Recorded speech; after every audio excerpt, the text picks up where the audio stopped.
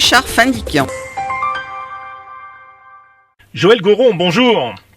Bonjour. Vous êtes auteur, scénariste, journaliste. Durant 5 ans, vous avez travaillé à Cosmopolitan, 10 ans en tant que chroniqueuse sur RMC. On se rappelle également, bien sûr, de votre participation à l'émission de Christine Bravo Froufrou. C'est Thierry Ardisson qui vous avait d'ailleurs surnommé Mamie Goron, puisqu'à l'époque, vous étiez devenue à l'époque mamie d'une petite Léonie. Absolument. Alors vous publiez aujourd'hui La mamie qui dit tout haut ce que les grands-mères pensent tout bas chez De Noël. Alors comment vous est venue l'idée d'un tel ouvrage, Joël Goron ? Écoutez, l'idée m'est venue parce que je voyais beaucoup de mamans qui ont leur premier bébé vers les 30 ans aujourd'hui, puisque la moyenne d'âge d'un premier enfant, c'est 30 ans. Et des grands-mères, donc, qui ont 55, 60 ans à peu près dans la moyenne, pour leur premier petit enfant. Et ce qui se passait, c'est que souvent, les grands-mères me disaient « Oui, je suis très contente, c'est formidable d'avoir un petit enfant et tout ». Et puis tout d'un coup, quand je disais « Oui, mais c'est pas un peu compliqué aujourd'hui » parce que souvent les grands-mères continuent à travailler. Et puis cet enfant qui naît tout d'un coup, dans cette société qui a quand même énormément changé, comment on peut dire, les brus ou les filles des grands-mères ont des nouvelles méthodes d'éducation et en fait, souvent, ne demandent pas conseil à leur mère pour l'éducation du petit. Et ce qui fait que les grands-mères, souvent, se sentent un peu rejetées parce que elles veulent éviter le conflit. Elles vont pas dire « Oui, de mon temps, on les couchait sur le ventre ou sur le dos ». Elle laisse passer tout ça, et ce qui fait qu'il y a une espèce de déception qui s'installe, et je trouve ça dommage, parce qu'en fait, ça ne tient pas ni aux filles, ni aux grands-mères, personne n'est coupable. Ce qui se passe tout simplement, c'est qu'on est dans une société qui est en train d'énormément changer, et où beaucoup de choses, regardez les familles recomposées, tout ça fait que tout bouge, voilà. Alors c'est ça. Alors vos réflexions vous sont venues en effet en parlant avec des grands-mères qui sont amies et qui parlent entre elles de façon très franche, ce qu'elles ne peuvent pas faire en présence de leur fille ou de leur bru. Alors vous dites que les femmes sont grand-mères aujourd'hui à partir de 50 ans à peu près et qu'elles sont encore dans la vie active dans 80% des cas et que les mamies avec les bas de contention, dites-vous, et les robes à fleurs dispo toute la journée pour s'occuper des petits-enfants, c'est terminé. C'est-à-dire que oui, c'est un peu compliqué parce que quand vous êtes une grand-mère qui a encore une vie active, qui travaille, être totalement, essayer d'être disponible le plus possible, eh bien, ce n'est pas possible justement. Alors il y a encore des femmes qui, ou alors parce qu'elles sont à la retraite, ont plus de temps, sauf que celles-là, non plus, elles n'ont pas envie d'être corvéables comme ça, c'est-à-dire les mercredis, les samedis, le soir, d'être les reines du babysitting, parce que vous savez, elles ont une revendication, souvent ces grands-mères, c'est de dire, moi aussi, j'ai le droit à une vie à moi, c'est-à-dire une vie associative, avoir des activités peut-être sportives, faire des choses qui fait que cette totale disponibilité, elles n'ont plus vraiment envie de ça, mais elles disent pas non, parce qu'elles veulent rendre service, mais elles en ont un peu lourd sur le cœur, et alors, ça, ce sont ce que j'appelle les grand-mères de proximité. Mais en fait, il y a beaucoup de grand-mères aujourd'hui qui n'habitent plus à côté de leurs enfants et petits-enfants.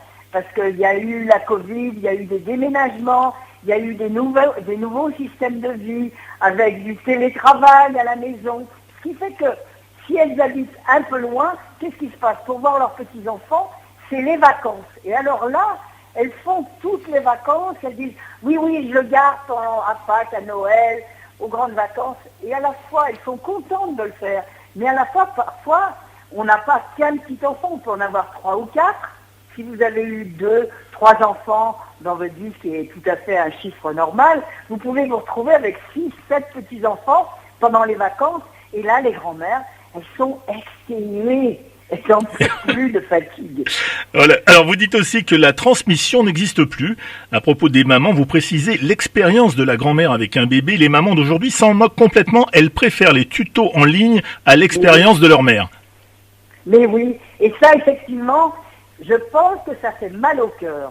Parce que les grand-mères croient qu'on les met au placard, qu'on les met un peu de dire tu n'y connais rien en fait, tu sais pas, de ton temps c'était peut-être comme ça, mais aujourd'hui la modernité c'est pas comme ça. En fait, ce n'est ni la faute de l'une ni de la faute de l'autre, mais c'est vrai que ne serait-ce que même en tant que maman d'un petit enfant, d'un bébé, les méthodes pour s'en occuper ont beaucoup évolué dans un sens qui peut être très bien sur le plan de l'hygiène, sur le plan d'expérience qu'on a pu faire sur comment coucher un bébé pour qu'il n'y ait aucun de risque d'étouffement, toutes ces choses. Et puis après, il y a par exemple ce qu'on appelle l'éducation bienveillante et positive, à savoir on cherche plus à encourager un enfant qu'à le punir. Et ça, souvent, là, il y a des conflits, un peu larvés d'ailleurs, entre grands-parents et enfants, sur le fait de dire, oui, mais moi, je veux pas que chez moi, on fasse comme ça. Et ça, en fait, c'est tout simplement la vie qui a changé. Les conditions de tout ce qu'il y a autour qui font que c'est vrai que les jeunes mamans préfèrent demander des conseils à des gens spécialisés sur Internet, par exemple, mais le risque, c'est que il y a tout et n'importe quoi sur Internet. Oui. C'est-à-dire qu'il y a des choses complètement ridicules. Je me souviens à un moment, j'ai vu, par exemple, il y a des casques à mettre à un bébé parce qu'on trouve que leur crâne n'est pas assez rond. Enfin, je veux dire, des idées. Alors, vous en parlez à un pédiatre, il va vous dire, mais c'est ridicule. Mais bon, souvent, les jeunes femmes peuvent tomber comme ça dans des idées à la mode, en fait. Il faut faire la différence entre ce qui est des progrès éducatifs et le à la mode. Parce que ça, c'est ridicule. Oui, voilà. Alors, ce qui est drôle dans votre ouvrage également, ce sont les listes avec ce que les grands-mères peuvent dire et ce qu'elles ne peuvent pas dire. Il y a les listes aussi des nouveaux prénoms aussi, qui est amusante, hein, les prénoms dont on n'a pas toujours l'habitude. C'est toujours un peu compliqué de se mettre au goût du jour. Oui, et puis surtout, il y a des prénoms. En fait, qu'est-ce qui se passe? Souvent, quand la jeune maman va avoir son bébé, on commence au moins 6 mois à l'avance, dès l'annonce de « je suis enceinte », alors vous allez l'appeler comment? Et alors là, c'est vrai que c'est assez troublant, disons, et on est un peu désorienté parce qu'on nous sort des prénoms, on se demande est-ce que c'est un prénom, c'est le nom d'une voiture, une Xantia, des prénoms invraisemblables, des prénoms qu'on n'a jamais vus, des prénoms dans des séries américaines, tout ça. Et c'est vrai que, je vais vous dire une chose, je crois que s'il y a une chose là dont il ne faut pas se mêler, c'est de celle-là. C'est-à-dire, et faisant des réflexions en disant, moi j'en ai connu une comme ça dans mon école, tout le monde la détestait, ça c'est un prénom d'idiote, elle pourra changer de prénom quand elle aura 18 ans. Il faut garder ces petits commentaires. Ça ne sert à rien et c'est comme ça. Mais c'est vrai que c'est des petites choses comme ça qui sont des sources. Avant, on disait, oui, on va donner le prénom de ta tante, de ta grand-mère. C'est fini, ça. Et alors, avec les familles recomposées, on a affaire aujourd'hui bien souvent à certaines rivalités aussi entre grand-mères. C'est très compliqué, la famille recomposée. Parce que, en tout cas, au niveau des grand-mères, c'est pas simple non plus. Parce que quand il y a une famille recomposée, il y a des enfants qui viennent donc de part et d'autre. La maman vient avec 1 ou 2 enfants, le papa en a déjà aussi. Et souvent, ils vont en faire un autre en plus, tous les deux, pour magnifier le nouveau couple.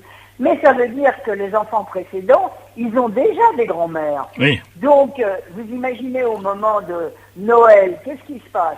On va chez qui? Ah, vous êtes déjà allé de son côté à lui. Mais lui, il a déjà une grand-mère. Est-ce que je fais un cadeau à celui-là? C'est pas mon petit-fils. Là, je pense qu'il faut ouvrir son cœur très grand et avoir beaucoup de bon sens parce qu'en fait, il n'y a que les enfants qui comptent. Il faut penser aux enfants, à tous ces enfants qui vous arrivent, même en plus. Eh bien oui, vous êtes la grand-mère de tout le monde. Mais parfois, c'est pas facile à digérer. Alors, un petit mot sur les grands-pères aussi, qui ne veulent pas qu'on les appelle d'ailleurs grands-pères. Comment reconnaît-on les nouveaux grands-pères, Joëlle Goron? Alors, je dirais que les nouveaux grands-pères, en fait, souvent, j'ai remarqué, les nouveaux grands-pères, ils ont été des nouveaux pères. C'est-à-dire que c'est des hommes qui ont 60, 70 ans, et quand ils étaient pères, ils étaient déjà participants. C'est-à-dire qu'ils savaient pousser un landau, ils savaient accrocher le scratch des couches. En fait, ils savaient déjà faire des choses. C'est-à-dire que eux, ils prennent ça avec plaisir. De promener, d'aller au foot, de jouer, ils ont des idées de jeux rigolotes et tout. Le rôle de grand-père, je pense, est plus facile à prendre que celui de grand-mère, parce que la grand-mère, elle avait une science du quotidien qu'elle ne veut pas lâcher. Le grand-père, il n'avait pas d'idée très arrêtée sur toutes ces choses-là. Donc, lui, ce qu'on lui demande de faire, il le fera. En substance, on pourrait dire, pour terminer, que les grands-mères d'aujourd'hui sont obligées de se la boucler sous peine d'excommunication. Oui, c'est un peu ça. Je pense que c'est très difficile. Il y a une grand-mère qui m'a dit il n'y a pas longtemps, oui, en fait, la règle, c'est je me retiens. Alors, j'ai dit, vous retenez de quoi? Je me retiens de dire ce que je pense, ce que j'ai sur le bout de la langue. Je me retiens, je réfléchis et après je dis éventuellement quelque chose. Mais en fait, ça sert à rien.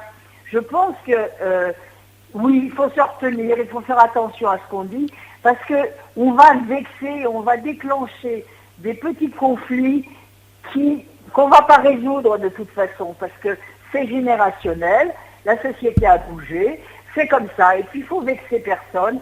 Il faut surtout voir ça avec beaucoup d'humour, beaucoup de tendresse. Parce que ça n'empêche pas ces grands-mères d'aimer toujours follement leurs petits-enfants, voilà. Ce sera le mot de la fin, une écriture pleine d'humour, sur un ton badin et léger, en parlant de choses, à vrai dire, très sérieuses. Un livre à offrir notamment à toutes les mamies et tous les papis. Je rappelle le titre de votre livre, La mamie qui dit tout haut ce que les grands-mères pensent tout bas. C'est publié chez De Noël. Merci Joëlle Goron. C'est moi qui vous remercie. À bientôt. Richard Fandikian.